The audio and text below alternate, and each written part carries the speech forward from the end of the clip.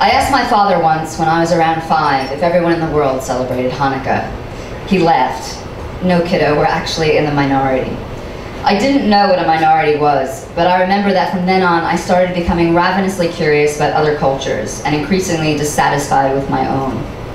Mom, how come the Jolly Fat Man in all the cartoons doesn't slide down our chimney on Christmas Eve? I thought surely Rudolph, who understands what it feels like to be left out of Yuletide festivities, would want to guide Santa's sleigh to our house. But all Mom muttered was, there's no such thing as Santa Claus, now finish your pastrami. When I turned 13, I said, why don't I get to have a bar mitzvah, like Michael did? Because your father doesn't believe in girls getting bat mitzvahed, now finish your chopped liver. At 18, after gaining the freshman 15, dropping LSD, and then dropping out of college, I said, why can't I live in a van and follow the Grateful Dead around? Because you have a Jewish mother, now finish your lentil burger. However, at 21, finally financially independent and regularly rubbing shoulders with Gentiles, I thrived. I played gigs in New York, partied in Vegas, and saw my first uncircumcised penis. My world, along with other things, expanded. Not long after, I met and fell in love with Lucas. The first time Lucas called and left a message on my answering machine, I played it for all my friends. How sexy is that accent, I said. Everyone was impressed.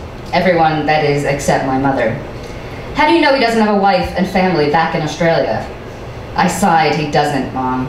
He could be a criminal for all you know. Well, he did tell me Australia was originally populated by convicts, so... What? Nothing. He's not a criminal. He came here with work.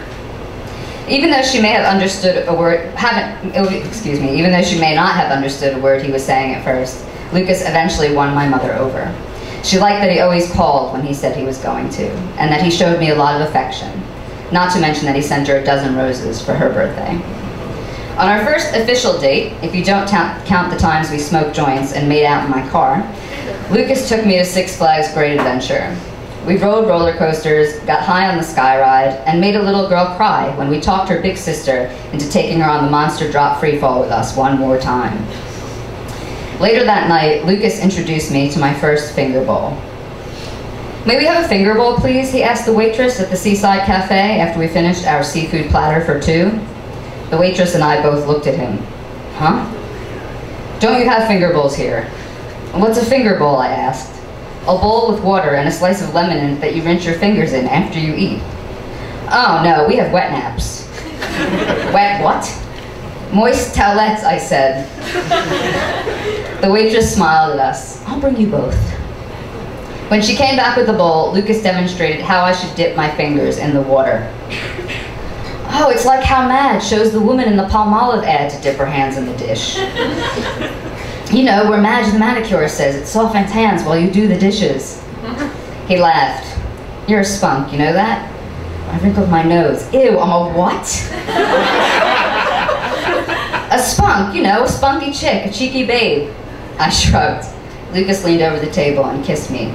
It means you're a sexy woman. Oh, I smiled. Spunk here means come. After that night, we were inseparable. Thank you.